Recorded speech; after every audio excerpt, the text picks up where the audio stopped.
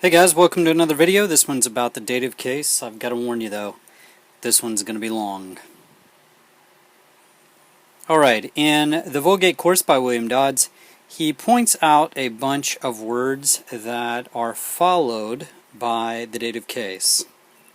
And these are verbs of giving, telling, pardoning, hurting, pleasing, displeasing, persuading, believing, commanding, obeying, resisting, and envying. When you see these verbs, or verbs that tell these actions or show these actions, there's a very good chance that they will take a dative object. Let's look at a bunch of examples. In this sentence we have, give me this water. Subject of the sentence is actually you. It's understood. You do what? You give, verb. You give what? Give water, direct object, accusative case. And who gets the direct object? You do, right? Me. So me is the indirect object, and it goes in the dative case. This is similar to what we've already seen. Which water? This water. That's a demonstrative adjective because it's describing and telling us exactly which water. So, diagram this. I went ahead and pre-diagrammed all these to speed this up a little bit. You give the indirect object, me, water, this. You give me this water. Alright, and in Latin, this would be, you give is da. That's a command to you. Da. And here's me, mihi, in the dative case. This is in the dative case. It literally means to me. You give to me, give me what? Hunc aquam. It's all in the accusative case. Oops, I spelled that wrong. Let me fix that. So, anyway, there we go. Da mihi hunc aquam. It's a verb of giving, so we have a dative case. Alright? This is a verb of telling. He will tell you what you should do. Subject of the sentence, he. Subject pronoun, nominative case, what's he going to do? He will tell. Tell is the main verb, will is a helping verb. He will tell you, and he will tell you, let's come back to that in a minute, what, which is a relative pronoun. And he will tell you what sets off a clause. Here's the clause. He will tell you what you should do, subject to the clause. You, subject pronoun, nominative case. And should do is a verb phrase. Do is the main verb. And should is a helping verb.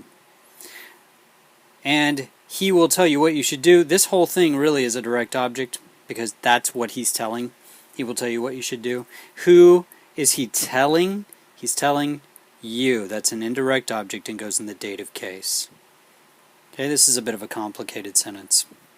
Alright, he will tell. He will tell you. Now we've got to connect these guys. And we'll just put what on this line. He will tell you what you should do. Actually, I made a mistake. Let's go back a little bit.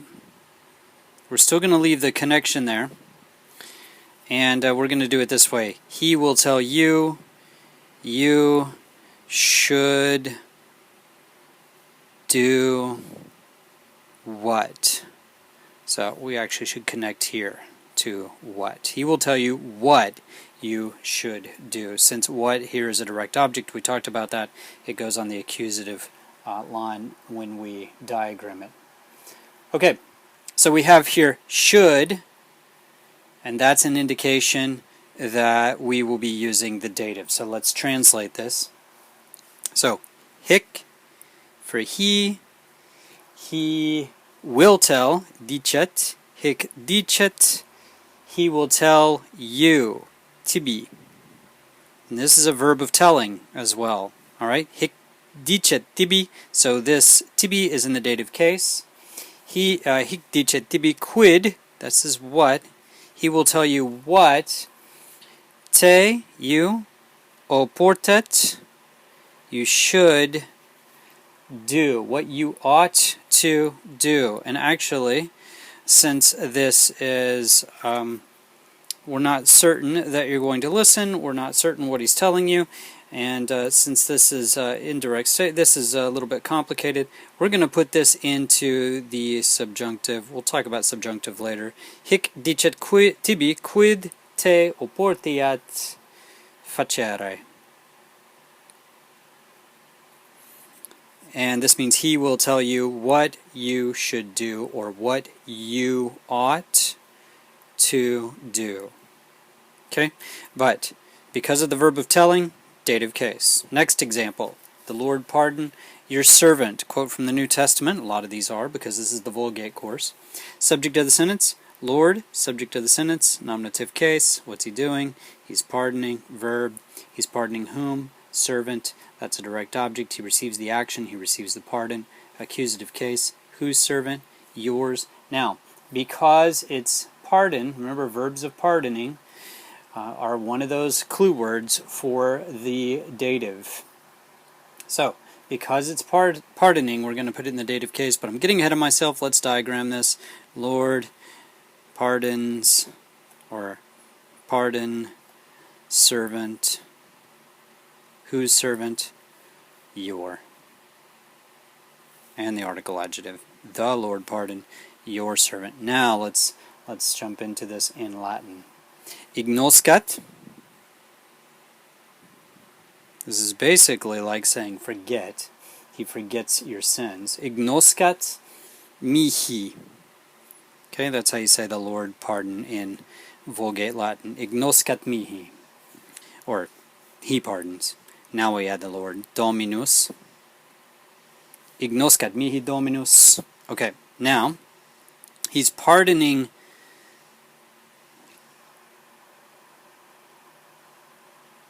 I'm not exactly sure why mihi is in there, actually. Why William Dodds included mihi. I sort of paused there for a moment trying to figure this one out.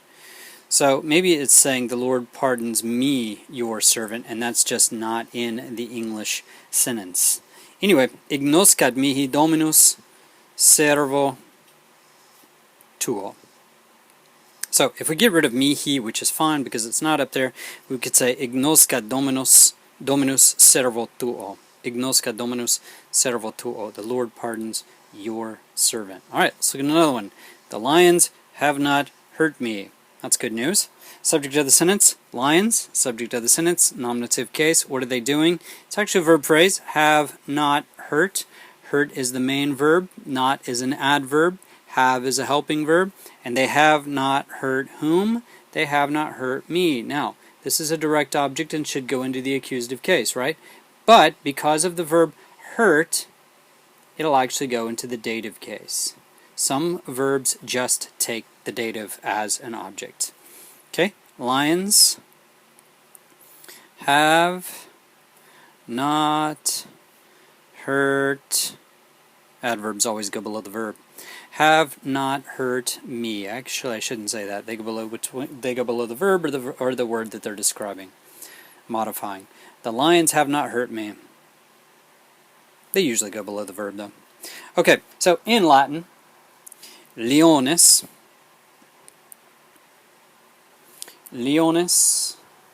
non, so we have the lions have not, nocu erunt. Nocu erunt. The lions have not hurt, and now all we need is me. Because of the verb nocu erunt, which means have hurt, this word is going into the dative case. Mihi. Leones non nocu erunt mihi. Do I seek to please men? Subject of the sentence, I. Subject pronoun, nominative case. What am I doing? I do seek, verb phrase. Seek is the main verb. Do is a helping verb. Do I seek what? To please men. This is an infinitive phrase. To please. Do I seek to please? To please is the infinitive. So we'll write INF above it. To plus a verb is an infinitive. And then, who am I seeking to please? Men, direct object. Should be accusative case, but because of the verb please, it's going into the dative case.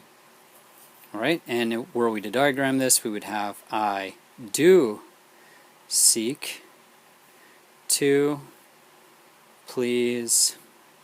Infinitives, I don't think we've ever done this before. Go on a line like this. To please men.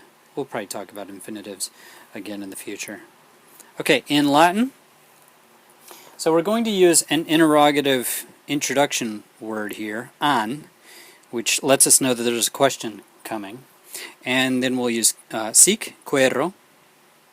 This is where we get quest and question and query, quero. An quero. Remember, to please men. And we're going to put placere, to please, at the end. Alright, so we have our question. An quero placere, do I seek to please? Now remember, men is going into the dative case because of this verb placere.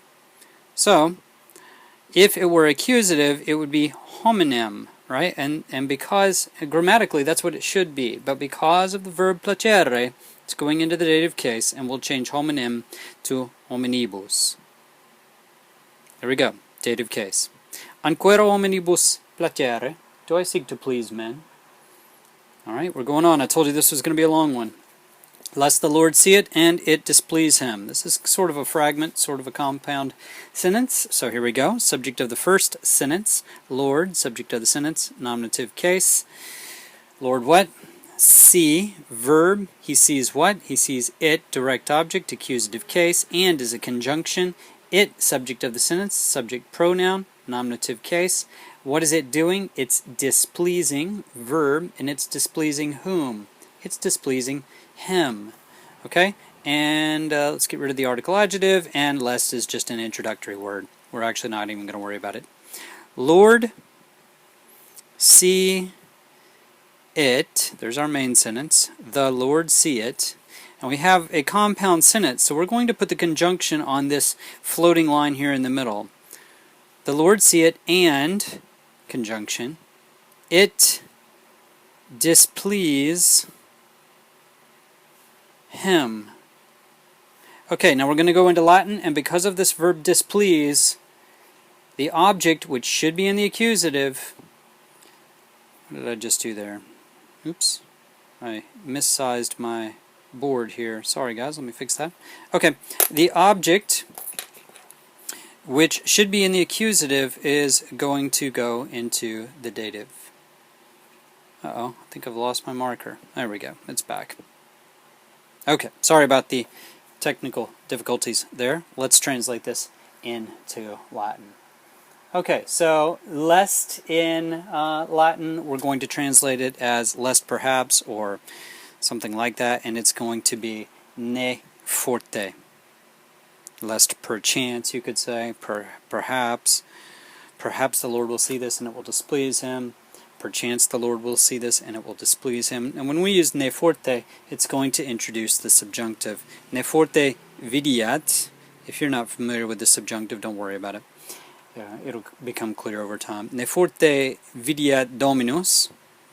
So we have now, lest the Lord see it, or perhaps the Lord will see it, and now we have to get to, and it will displease him. And it displeases him. Displeasing.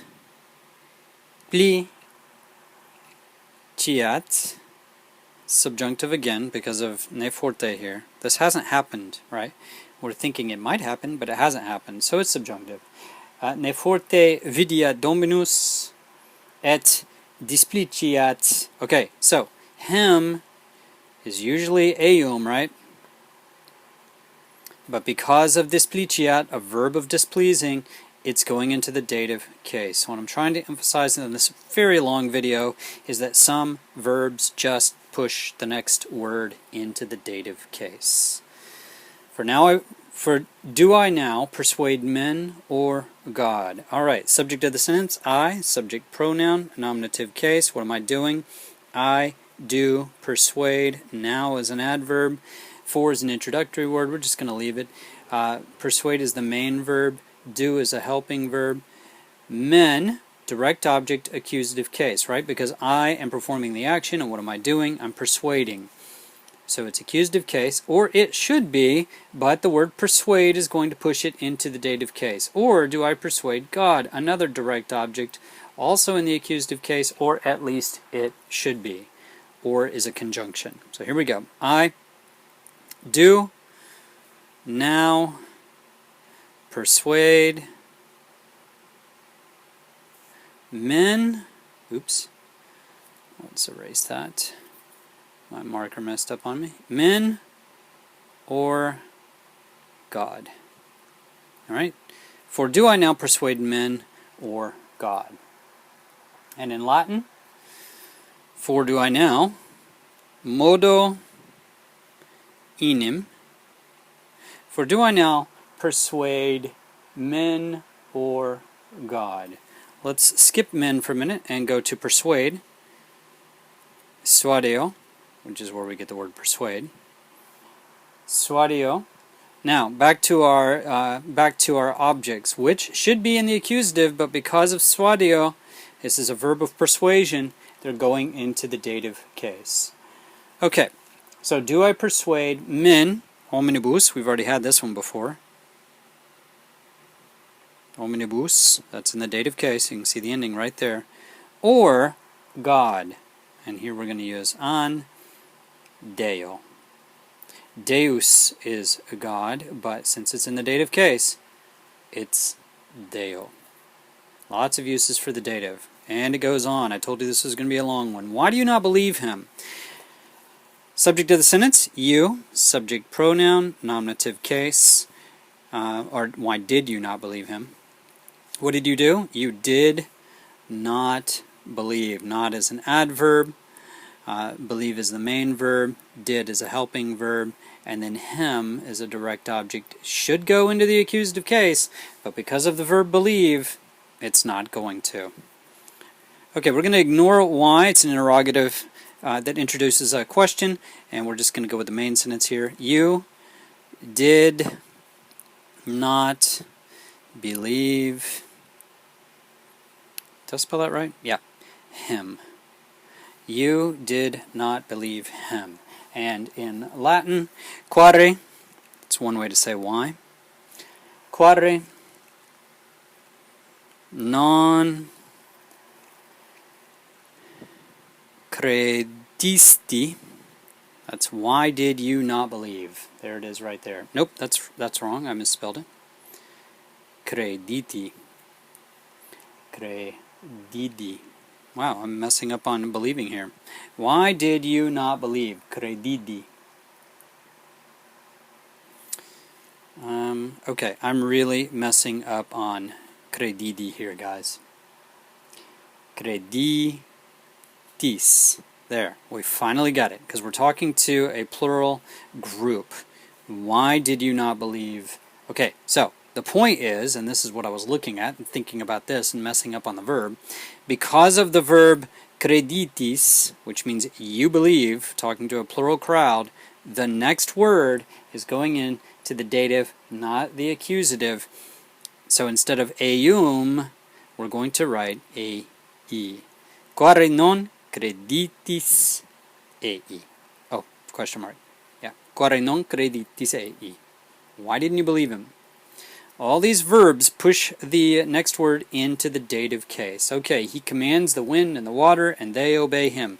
Commands is one of those verbs that can push the next word into the dative case. He is the subject pronoun, nominative case. He's doing what? He's commanding. Verb. What is he commanding? He's commanding the winds, direct object, accusative case, and he's commanding the water, direct object, accusative case. And then we have a complex, not a complex, but a compound sentence here.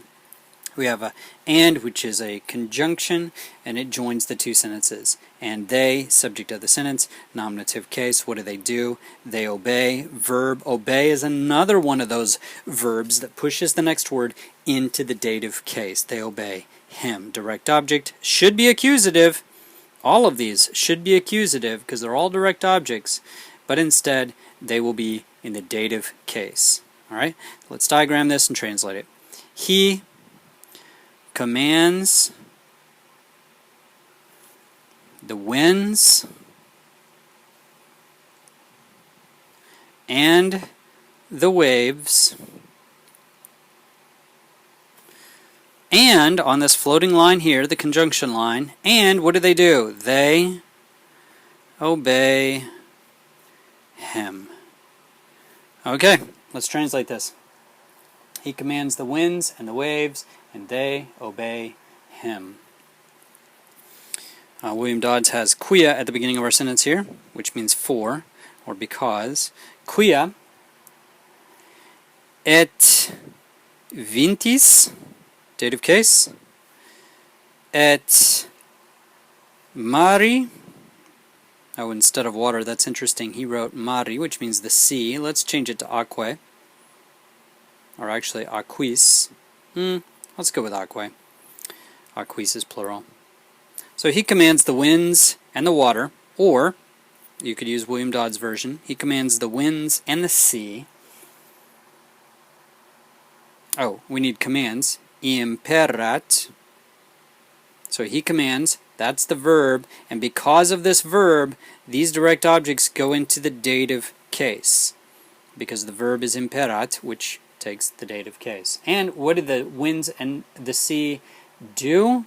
They obey him. Et obediunt. That's where we get the word obey. Et obediunt. They obey him. This should be a direct object accusative case but it's not. It's e. They obey him. All right. Resist the devil and he will flee from you. We're almost done. We've just got a few left. Who's resisting? Subject of the sentence is actually you. You are resisting. What are you resisting? Devil, direct object accusative case. And what's going to happen next? Conjunction. He will flee. Flee is the main verb. Will is a helping verb. He will flee from you. From is a prepositional phrase. And it's going into the oblative case, actually. Is it? He will flee. Yeah, oblative from you. Okay, so we'll come back to that. So, you, understood, resist. You should resist devil, the, and if you do, and the verse says, he will flee from you. Okay, and in Latin, we're talking to everybody, I'm assuming here, so no, not P. Resist. Resist. You can see resist right there. Ite, we'll make it a command, plural command. Everybody resist. Resiste diabolo. Diabolo. You've probably seen this before. Diabolus is devil. Diablo, you've seen that word before. Resistite diabolo in the dative case because of resist. Resistite diabolo et, and what's he going to do if you resist him? Fugiet. He will flee, that's future. He will flee a vobis. He will flee from you. We got to move along. His brothers envied him. This is actually the last one, guys. Subject of the sentence, brothers. Subject of the sentence, nominative case. What are they doing? They're envying. Verb, what are they envying? Or who are they envying? They're envying him. Direct object, accusative case. Should be direct object, accusative case, but because of the verb envy, this is actually going to the dative case. Certain verbs take a dative object. That's what I'm trying to get across in this video. Brothers, his brothers, envy, I'll do the short version there, him. Alright, and in Latin, here we go. They envied mea culpa, in videbant, right? They envied, all right, or they were envying. His brothers envied him. So let's stick fratres sui down at the end. This is his brothers. Genitive case on the sui because it's his brothers. Now all we need is they envied him. This would be eum if it followed the normal rules and was in the accusative case. But because of this verb envy, it's in the dative case, so it's ei. Invidebant ei fratris sui. Guys, I know that was an awfully long video, but I wanted to show you a bunch of the verbs that take an object in the dative case. You're going to see the dative case show up when you're reading in Latin, and you're going to think to yourself, that's an indirect object. I'm confused. Why is it not an indirect object? It may just be that it's one of these verbs. Verbs of giving, telling, pardoning, hurting, pleasing, displeasing, persuading, believing, commanding, obeying, resisting, and envying that takes the dative case. I'll see you next time, my friends.